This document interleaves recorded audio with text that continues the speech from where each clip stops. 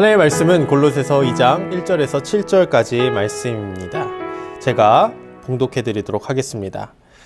내가 너희와 라오디게아에 있는 자들과 무릇 내 육신의 얼굴을 보지 못한 자들을 위하여 얼마나 힘쓰는지를 너희가 알기를 원하노니, 이는 그들로 마음의 위안을 받고 사랑 안에서 연합하여 확실한 이해의 모든 풍성함과 하나님의 비밀인 그리스도를 깨닫게 하려 함이니, 그 안에는 지혜와 지식의 모든 보화가 감추어져 있느니라.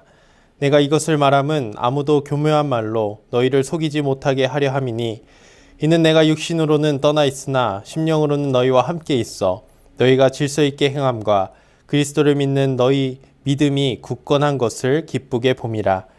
그러므로 너희가 그리스도 예수를 주로 받았으니 그 안에서 행하되 그 안에 뿌리를 박으며 세움을 받아 교훈을 받은 대로 믿음에 굳게 서서 감사함을 넘치게 하라. 아멘. 예수 안에서 감사함을 넘치게 하라.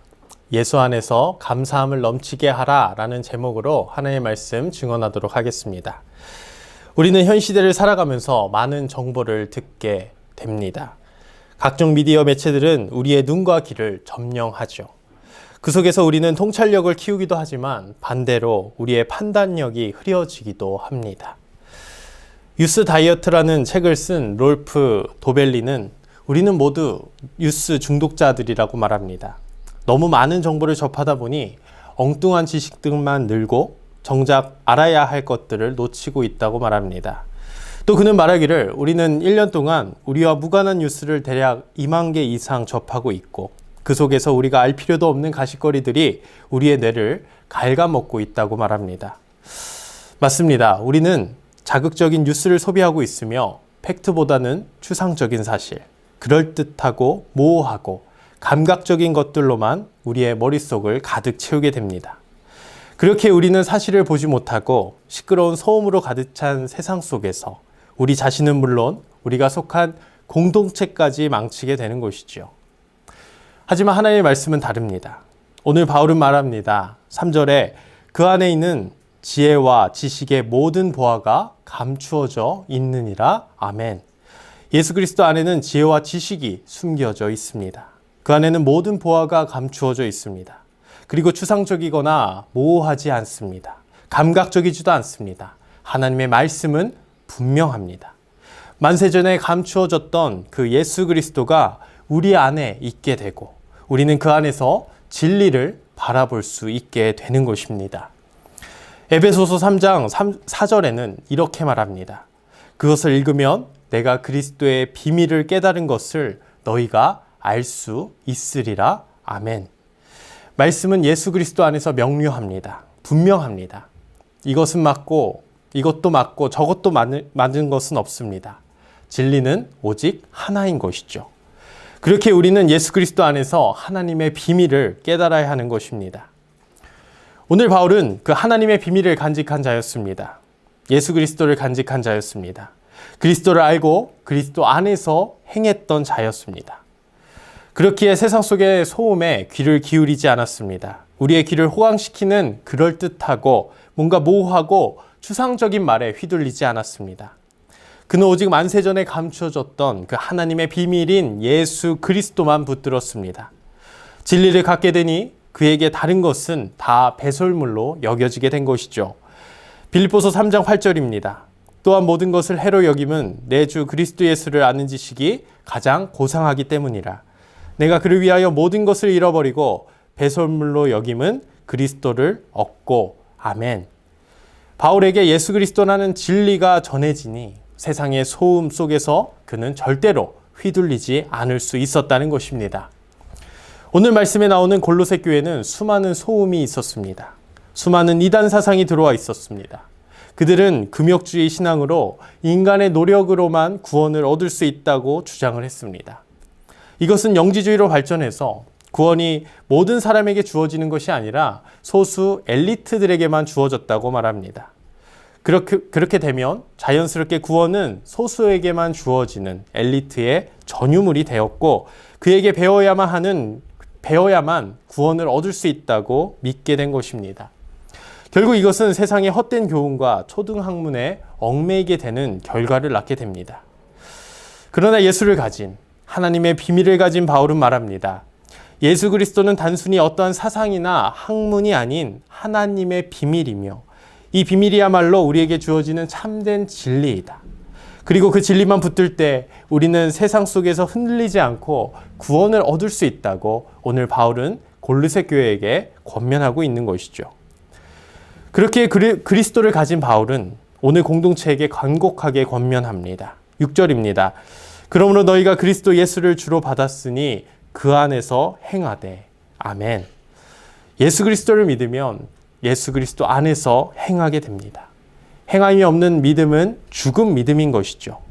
믿음은 행하는 것입니다. 그래서 야고보서 2장 14절에 내 형제들아 만일 사람이 믿음이 있노라 하고 행함이 없으면 무슨 유익이 있으리요. 그 믿음이 능히 자기를 구원하겠느냐. 아멘. 믿음은 그리스도 안에서 행하는 것입니다. 그리스도가 안에 있으면 우리의 삶은 변화될 수밖에 없습니다. 오늘 하나님의 말씀을 전하는 바울의 삶도 마찬가지였습니다. 그는 그 누구보다 앞장서서 그리스도를 핍박하던 자였습니다. 그러나 예수 그리스도를 인격적으로 만나니 그의 인생은 단번에 180도 달라졌습니다. 그리스도를 핍박하던 자에서 그 누구보다 예수 그리스도를 전하는 사명자로 단번에 변화될 수 있었다는 것입니다. 바울은 계속해서 이렇게 말합니다. 7절 상반절. 그 안에 뿌리를 박으며 세움을 받아. 아멘. 여기서는 원어로 살펴보면 더욱 의미가 분명해지는데 뿌리를 박는다는 것은 그리스도의 신앙의 뿌리를 단번에 영구적으로 이루어진다는 것을 말합니다. 즉 그리스도를 믿으면 단번에 우리는 단단한 신앙의 뿌리를 내릴 수 있다는 것이죠. 또 뒤에 세움을 받는다는 것은 터 위에 건물을 지어 올라가는 형상을 비유한 것인데 이제 신앙의 뿌리를 박았으면 이제 그 박은 터 위에서 계속해서 성장해 나가야 함을 말하는 것입니다. 다시 말해 바울은 우리가 그리스도를 믿으면 단번에 신앙의 뿌리를 갖게 되지만 주변의 소음에 흔들리지 말고 계속해서 그리스도 안에서 믿음으로 행해야 한다는 것을 말하고 있는 것이죠. 그렇다면 그 그리스도 안에서 행한다는 것은 구체적으로 어떤 것을 말할까요? 바로 감사함입니다. 7절입니다.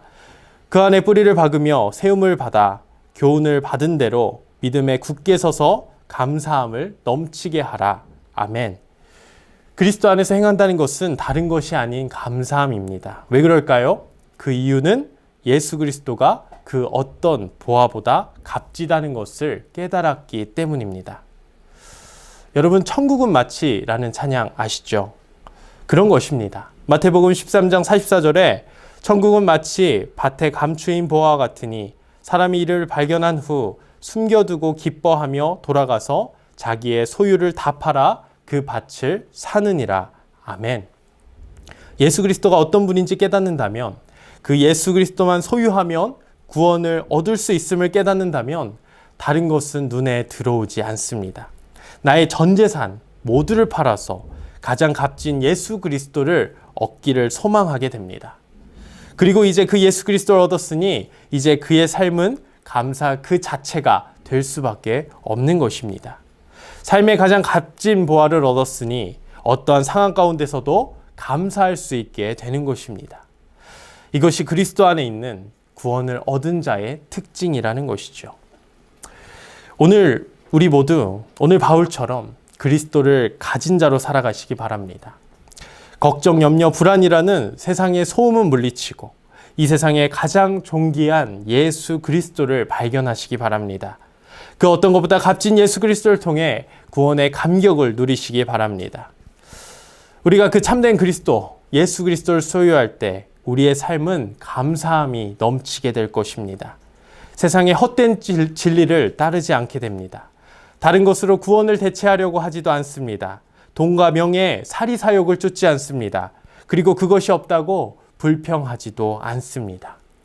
그리스도를 가진 자는 언제나 그의 삶 속에 감사함이 넘쳐나게 됩니다. 감사가 넘쳐 흐르게 되는 것입니다. 왜냐하면 그는 이 세상의 가장 값진 보화를 얻었기 때문입니다. 사랑하는 성도 여러분, 오직 나의 구원자, 참된 보화이신 예수 그리스도를 가진 자로서 예수 안에서 날마다 감사가 넘치는 삶을 살아가는 저와 모든 성도인들 되시길 주님의 이름으로 축복합니다. 기도합니다. 사랑이 많으신 주님, 감사합니다. 오늘 우리는 그리스도를 가진 자가 얼마나 기쁨을 누릴 수 있는지 말씀을 통해 배웠습니다. 우리가 다른 것 바라보지 않고 온전히 그리스도 안에서 그 그리스도의 풍성함을 따라 살아가는 우리 모두가 되게 하여 주시옵소서. 그래서 그의 삶에 언제나 감사가 넘치고 그의 삶에 언제나 하나님의 은혜가 넘쳐 흐를 수 있는 복된 우리 모두가 될 수 있도록 주님 역사하여 주시옵소서. 오늘 하루도 주님께서 지켜주실 줄 믿사오며 감사드리며 예수님의 이름으로 기도드립니다. 아멘.